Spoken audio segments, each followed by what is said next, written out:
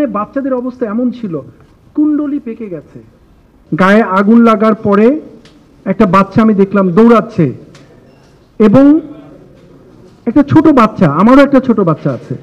ওই মুহূর্তে শুধু আমার নিজের বাচ্চার কথাই মনে পড়ছিল, এবং আমি দৃঢ়ভাবে বিশ্বাস করি আমাদের সবার অনুভূতি একই রকম ছিল। ওখানে মাইলস্টোনের পাশে আমাদের আর্মি ক্যাম্প ছিল, খুব কাছে, এবং আমরাই প্রথম মাইলস্টোন ইনসিডেন্টের পরে সর্বপ্রথম আমরা ওখানে যাই।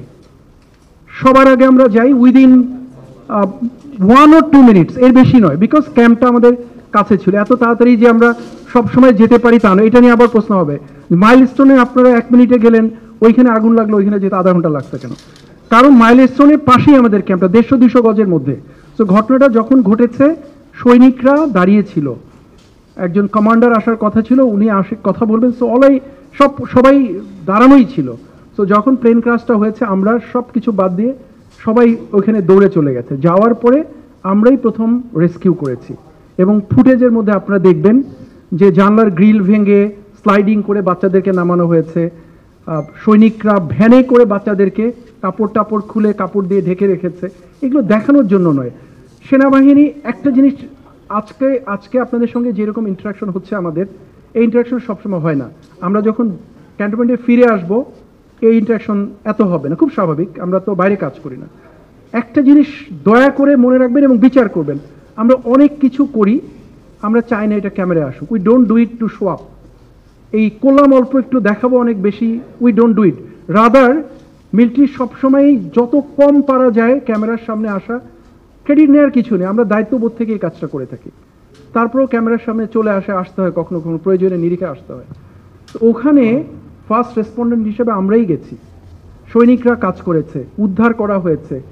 আমার মাহবুব কোথায়? কর্নেল মাহবুব, আমি যখন শুনেছি সব কাজ ফেলে দিয়ে, কিন্তু আমরা প্রথম কলটা আমি দিয়েছি কমান্ড্যান্ট সিএমএইচকে, সিএমএইচ রেডি করো, রুগী আসবে, বার্ন ইউনিট রেডি করো, যাতে করে আমরা ট্রিট করতে পারি।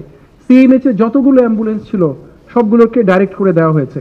ওখানে যিনি কমান্ডার ছিলেন, artillery brigade commander, 680 brigadier Rafiq, তার সাথে আমার কন্টিনিউয়াস, আমি দেখলাম যে কমান্ডার হাঁপাচ্ছে। রফিক কি হচ্ছে স্যার? ইয়েতে যাচ্ছে মাইলস্টোনে, একটা brigadier, he just running to save this kids. আমি শুনতে পাচ্ছি সে হাঁপাচ্ছে আর দৌড়াচ্ছে। স্যার প্লেন ক্র্যাশ করেছে, ওই প্রথম আমাকে রিং করেছে। আমরা সিএমএইচ স্ট্যান্ড বাই করেছি, গাড়ি মুভ করে দিয়েছি, এডিশনাল ট্রুপস মুভ করে দিয়েছি, ফায়ার সার্ভিস ওরাও জেনেছে, আমরাও জানিয়েছি, ওটা মুভ করে দিয়েছি। দিয়ে গিয়ে কিন্তু আমরা রেস্কিউ অপারেশনটা প্রথম কাজ করেছি। এখন যেটা নিয়ে ক্রিটিসাইজ হয়েছে যে পিটিয়েছে টিচারদেরকে, অনেক কথা হয়েছে, লাশ গুম করেছে। আচ্ছা বলেন তো, যার লাশ গুম হয়েছে সেই বাবা মাকে এসে বলবে না যে আমার বাচ্চা খুঁজে পাচ্ছি না? সেটাই বলছি। তো লাশ কেন গুম করতে হবে? মানে হোয়াট ফর? কার লাশ গুম করবে? এই ছোট বাচ্চাদের লাশ? আমাকে বললে আমি করব, আপনি করবেন? আর কেন লাশ গুম করব? ওখানে বাচ্চাদের অবস্থা এমন ছিল, কুণ্ডলি পেকে গেছে পুরে, এটা চেনার উপায় নেই, একটা দলা হয়ে আছে। এটা কার বাচ্চা? এটা কে কাকে দেয়া হবে? কে নিয়ে যাবে বাচ্চাকে? আর বা কাকেই বা দেওয়া হবে? সো অল টুগেদার পরিস্থিতিটা খুবই মর্মদায়ক ছিল, খুবই পীড়াদায়ক ছিল। এবং ওটা করতে গিয়ে আপনার রেস্কিউটা ইম্পর্টেন্ট ছিল, যত দ্রুত আমরা অ্যাম্বুলেন্সগুলোকে পাঠাতে পারবো, অ্যাম্বুলেন্সগুলোকে বের করতে পারবো। সো এখন আপনি দেখবেন বাংলাদেশে আমাদের খুবই দুঃখজনক, একটা বাচ্চা দৌড়াচ্ছে পোড়া কাপড় নিয়ে, ছোট বাচ্চা, nobody is saving that kid, people are making video. Please আপনারা মিডিয়াতে এগুলো নিয়ে কথা বলেন। একটা বাচ্চা পুড়ে মারা যাচ্ছে, তার দিকে কেউ তাকাচ্ছে না, ভিডিও করছে, ফুটেজ কালেক্ট করছে।